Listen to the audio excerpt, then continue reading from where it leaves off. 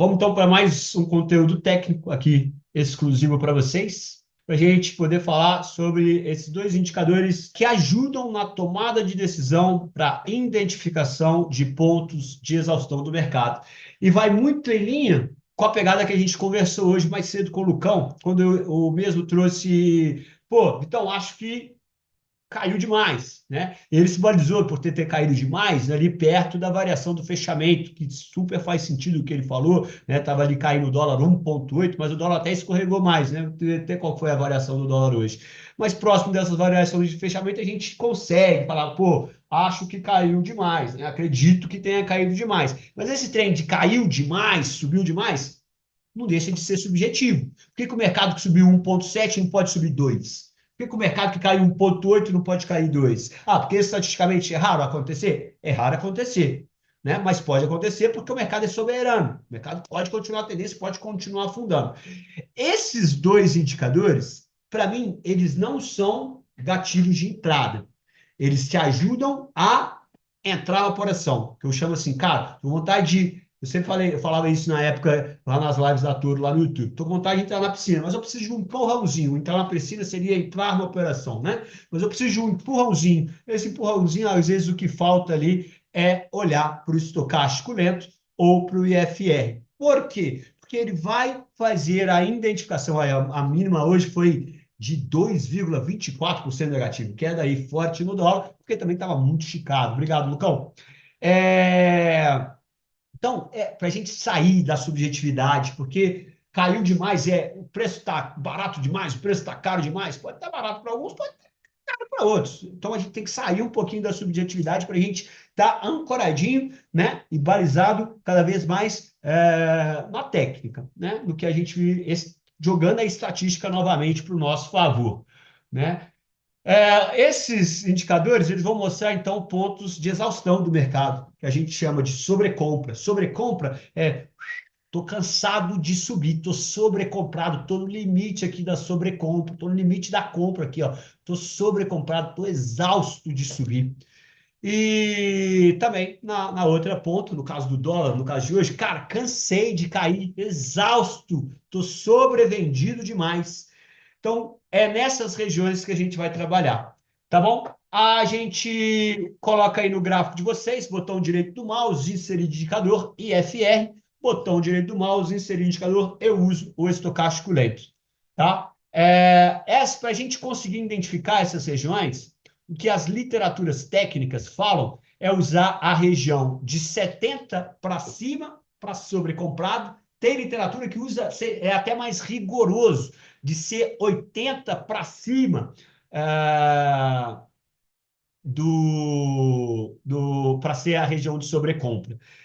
Que é esse 80, que é esse 70? Né? Porque a escala aqui, tanto do IFR e tanto do estocástico, ela varia de zero, né? Ela varia de 0 até 100. Então, dentro dessa escala aqui, ó, estava procurando se a escala. A escala do movimento aqui, não é escala de preço. Escala aqui do movimento, se ela estiver acima da região de 70, considerado sobrecompra, acima da região de 80, considerado sobrevenda. Para o estocástico lento, cara, o que eu aprendi sobre o indicador, cara, eu só uso ele dessa maneira. É dessa maneira que a gente usa, inclusive, para fazer a boleta lá do Príncipe de Nova York, né? É dessa maneira que a gente usa para fazer a boleta lá do Príncipe de Nova York. Então, a gente coloca uma linha aqui, ó, traça, pega o ponto aqui na barra de estudos, pega a linha de resistência, barra suporte, coloca aqui no seu estocástico lento. Clica duas vezes e coloca ele na posição de 70. 70 ou 80. Se você quiser ser mais rigoroso, mas eu gosto de considerar ali o 70. Sempre usei a referência 70 e na da venda 30, ao invés de ser 80 e 20, na complementaridade ali de sobrecompra e de sobrevenda. Essa região aqui, ó, eu vou colocar essa região de linha vermelha, porque essa é uma região de ponto de exaustão na compra, que pode haver liquidação na venda. As cores vocês usam como vocês acharem melhor. Eu vou usar onde nas regiões de sobrecompra, tudo que estiver acima da região vermelha. Tudo que estiver abaixo da região do 30, tudo que estiver abaixo da região do 30, é considerado uma região de sobrevenda. Caiu demais, que pode gerar liquidação na ponta compradora ou até mesmo oportunidades aí na ponta compradora. Então, no 30. Conforme eu falei, se vocês quiserem usar como uma referência aqui o 80, também é legal. Falar assim, está acima também do 80 para uma região de sobrecompra. Vamos colocar uma linha diferente, vamos colocar a aparência dela, vamos colocar ela pontilhada e também vermelha, tá? Então ali, ó, se tiver acima do 80, tá? Aqui eu coloquei 83. Se tiver acima do 80, a gente conseguiu identificar nu, já até passou o outro limite que as literaturas falam de 80. Coloca ela como uma linha pontilhada. Exatamente aqui, ó, no, na sobrecompra, você vai fazer a complementariedade, né? De 70 para 30, de 80 é para 20. Uma região que, na verdade, caiu demais. Sobrevenda, oportunidade de compra, tá?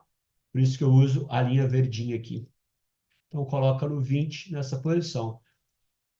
Para estocástico, pessoal, é bem visual.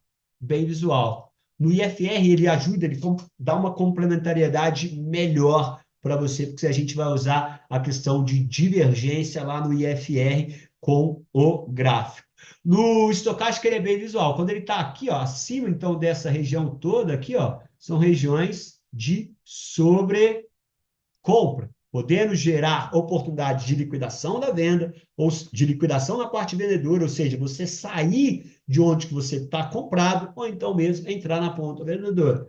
E toda essa região aqui, ó, região em que o mercado está sobrevendido, ou seja, já caiu demais. O estocástico ele é bem visual, ele é bem simples.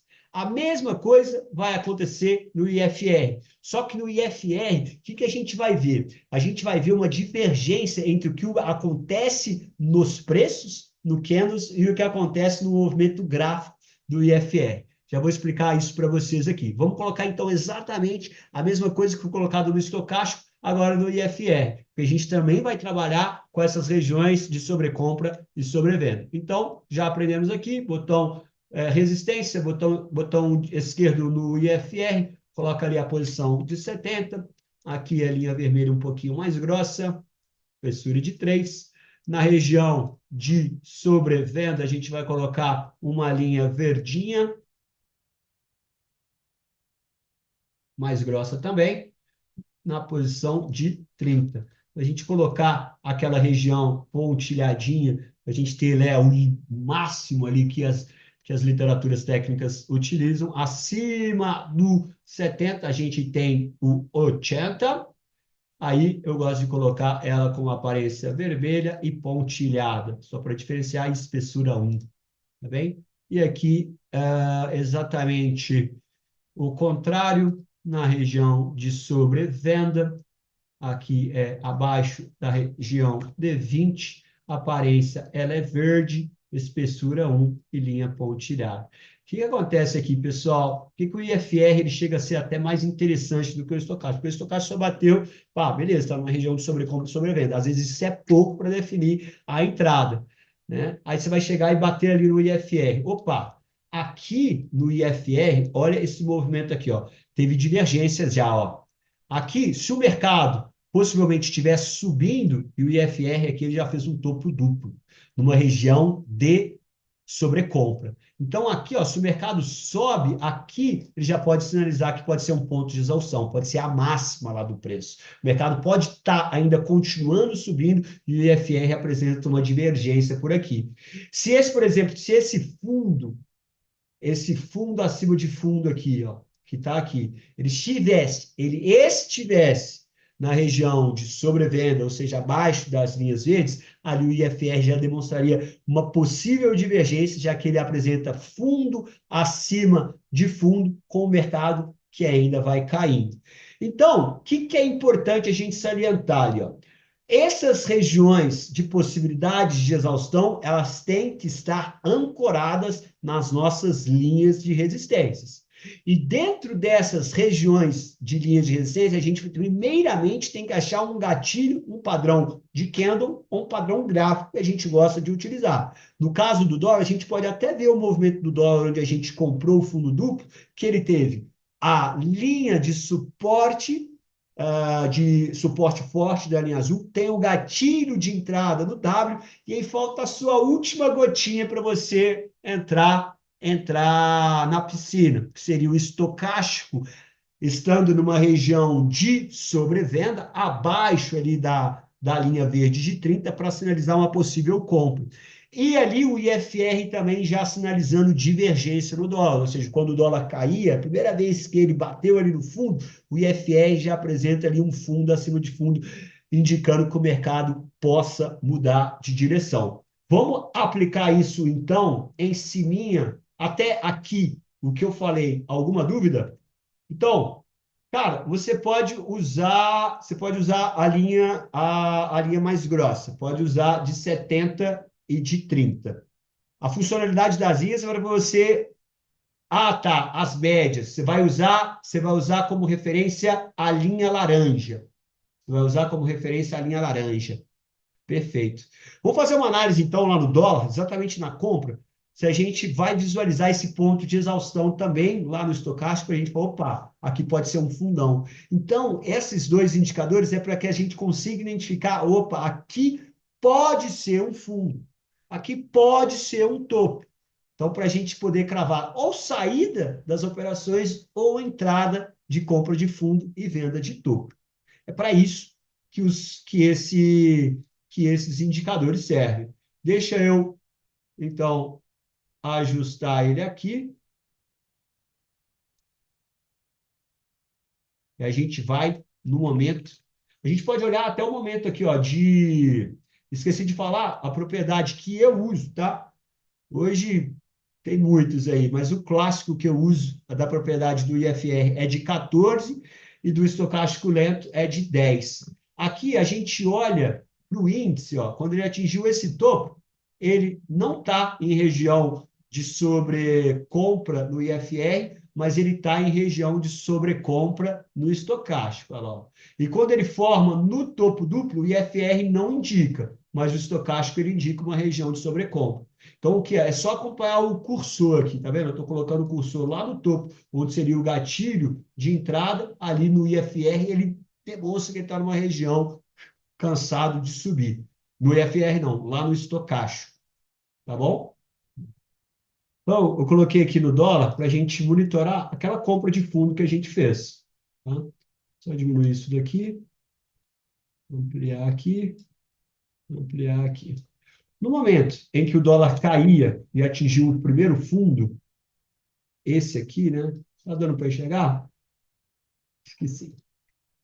Vou até tirar o gráfico assim, ó. Pode fazer isso aqui, ó. Que fica até mais claro. Quando o dólar toca esse fundo, vamos dar uma olhadinha como que estava.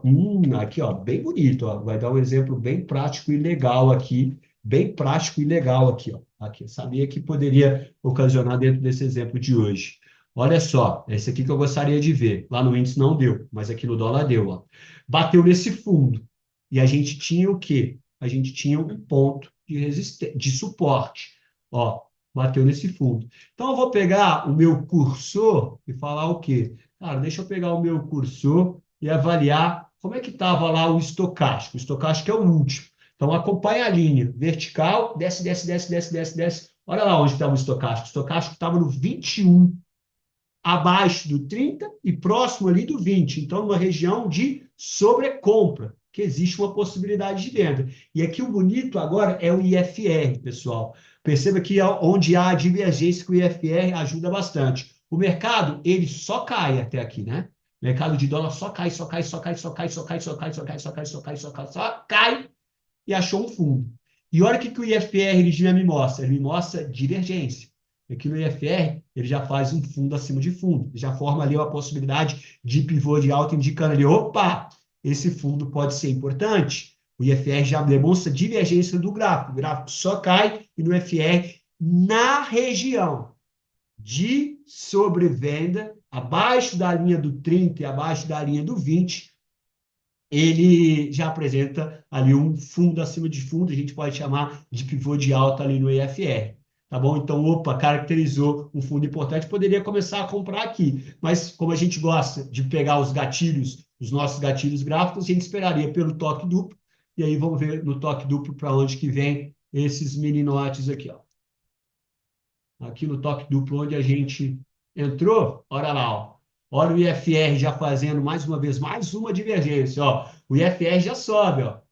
O IFR subindo e o gráfico tocando fundo ainda. O IFR fazendo divergência com o gráfico, fundo acima de fundo, numa região de sobrecompra, podendo dar uma oportunidade desculpa, região de sobrevenda, desculpa, tá, pessoal?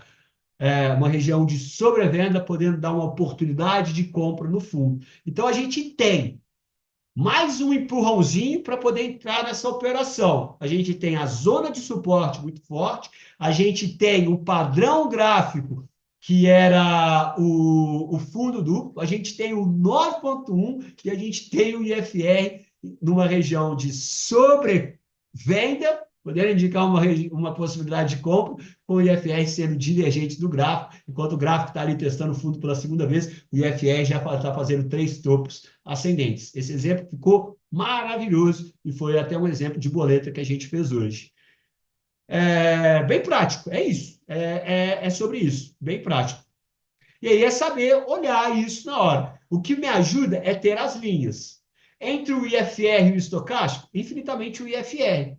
Porque o IFR ele te dá a zona. Ele te dá a zona de sobrecompra e sobrevenda que você tem no estocástico e ainda te dá aquela questão da divergência do gráfico, para validar ainda mais o topo. Mas se quiser ter os dois, beleza. Mas entre um e outro, prefiro até somente o IFR. Claro, como a luz do dia ou não? Vitão, entendi porcaria nenhuma. Entendi, Vitão. Capita, obrigado, clareou. Eu uso dessa maneira, tá bom, pessoal? Eu uso ele bem simples, direto e simples, para me ajudar na identificação de fundos e topos. Nem é toda hora que eu consigo usar também, mas ele fica ali no meu gráfico.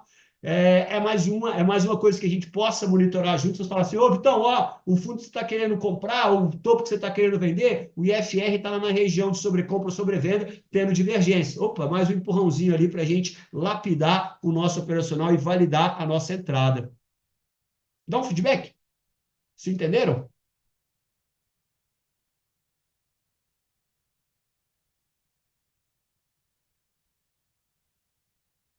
Pode falar, se também não entendeu, eu repito tudo aí. Não tem tempo. 25 minutos para aula do Sidney. Deixa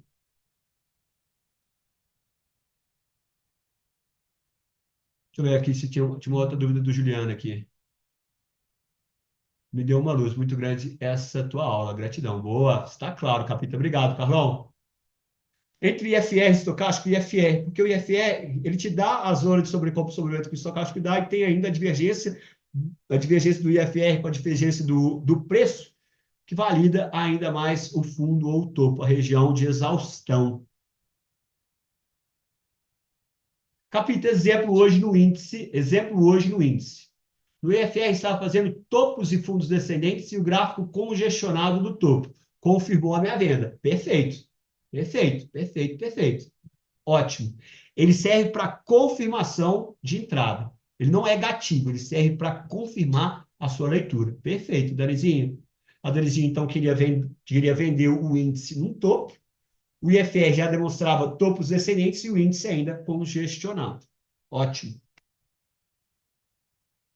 Ele ajuda na tomada de decisão para ficar ainda a gente ficar cada vez mais sniper. Às vezes é só para ajudar na identificação da região. Às vezes, depois de estar tão habituado, nem precisa das linhas mais. Eu gosto Vocês viram que ali também o meu estava sem as linhas, porque já pela força do hábito a gente já consegue ver. Mas para quem inicia a usar os indicadores, eu sugiro aí, sempre que eu vou dar aula, eu sempre coloco as linhas, eu sugiro estar com as linhas para ter certeza da identificação das regiões sobre compra e sobre venda, porque esse é o princípio básico dos dois indicadores. Dali,